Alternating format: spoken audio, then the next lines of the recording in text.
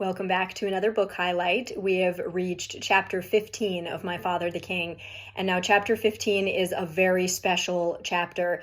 It is a pivotal moment in Mephi's life, and I know I said that about the last couple chapters, but this is building on that idea in a way that will actually impact your life a lot if you let it. So let me explain. What we spoke of in the last chapter, the last couple chapters in the last video, is where Mephi was introduced to the idea that he can have a different life than Saul.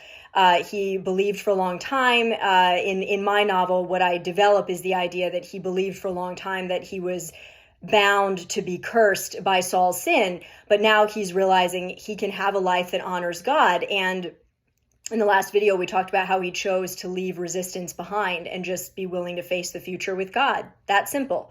Not understanding everything, not knowing exactly what's going to happen, not automatically healed of all the past hurts, but just willing to go forward with God. Now, in this chapter, we start to see the first major impact of that decision and how it begins to shape Mephi into the person he's meant to be.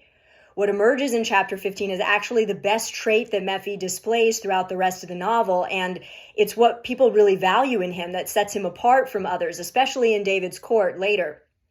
Perspective.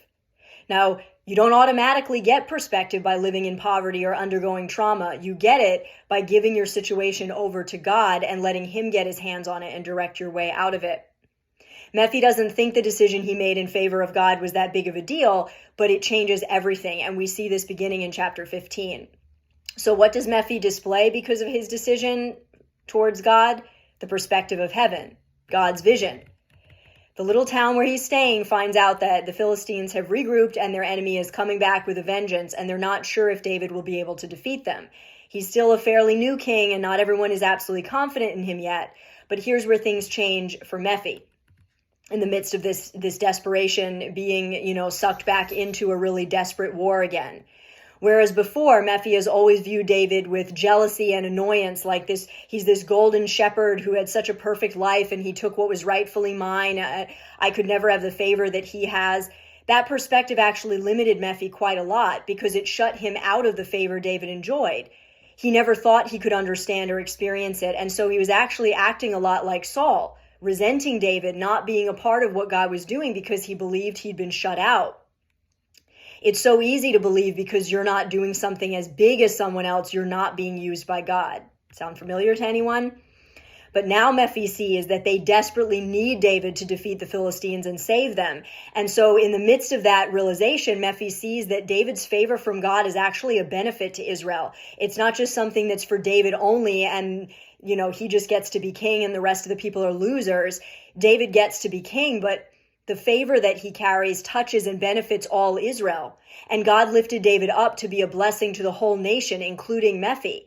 This perspective invites Mephi into God's purposes, helping him to realize he doesn't need to be king like David. He just needs to do what he can do right now, which is pray and believe. And that's no less important than what David gets to do. God's vision draws you out of a scarcity mindset and into the vastness of his plan. And guess who else had that perspective? Jonathan. Instead of writhing in misery and jealousy that he didn't get to do what David was doing, Jonathan rejoiced over the favor that was on David's life because he saw God moving, and he was glad for what it meant for Israel. He lent David his strength because he wanted to do whatever he could to further God's plan. And now Mephi is finally able to see the same, even if it's just a glimpse. And once he submits to it, once he takes another symbolic step down this path, more and more understanding starts to open up. You want to see power in your life, blessing, fulfillment, purpose, any and all of the above.